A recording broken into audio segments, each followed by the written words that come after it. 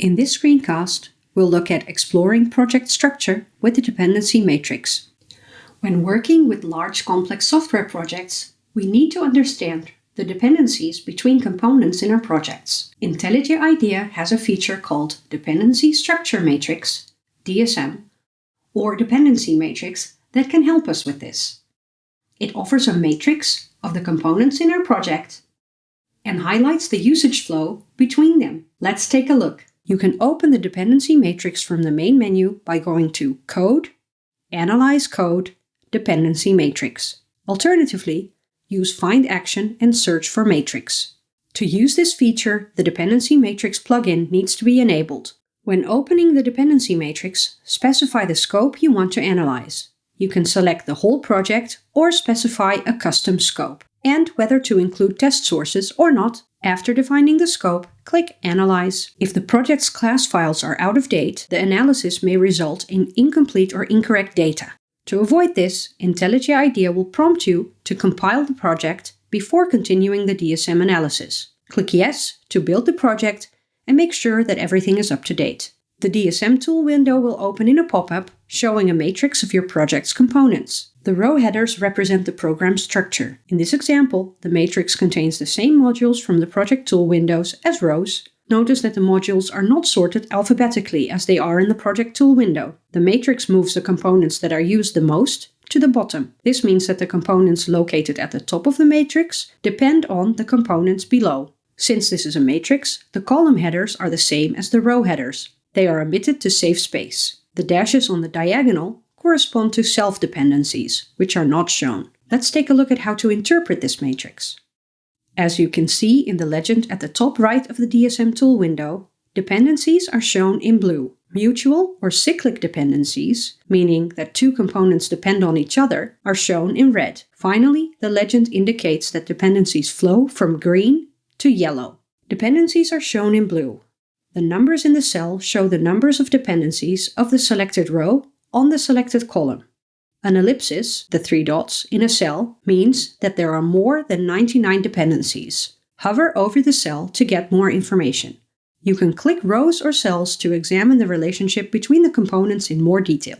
When you select a row to see the relationship between the selected component and others, the selected row and corresponding column are highlighted to visualize row dependencies. The column shows the dependencies of the selected row. The row shows the dependencies on the selected row. Remember from the legend that dependencies flow from green to yellow. In this example, I've selected the core module. You can see that this module uses several other modules marked in yellow. In turn, you see that this component is used by several modules marked in green. You can select different rows to see which components they use or are used by. As you can see, the components at the top mostly use the components at the bottom, while the components at the bottom are mostly used by components at the top and no longer using other components themselves.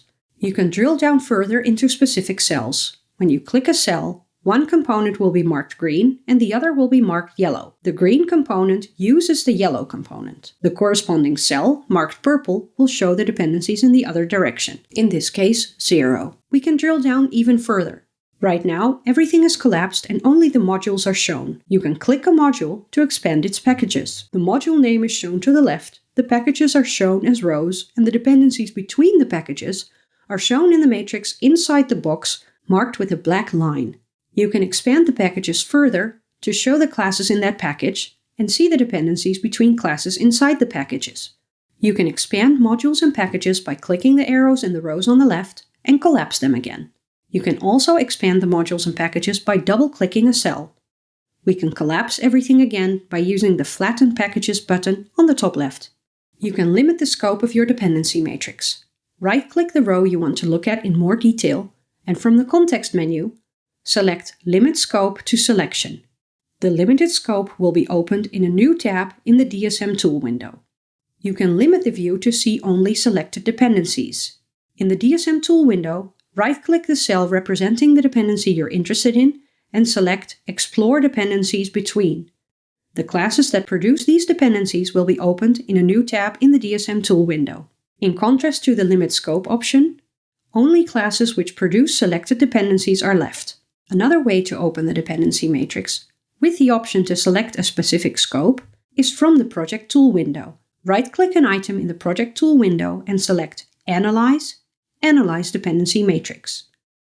Notice how you can now select the module or directory as a scope for the dependency matrix, in addition to the whole project or a custom scope.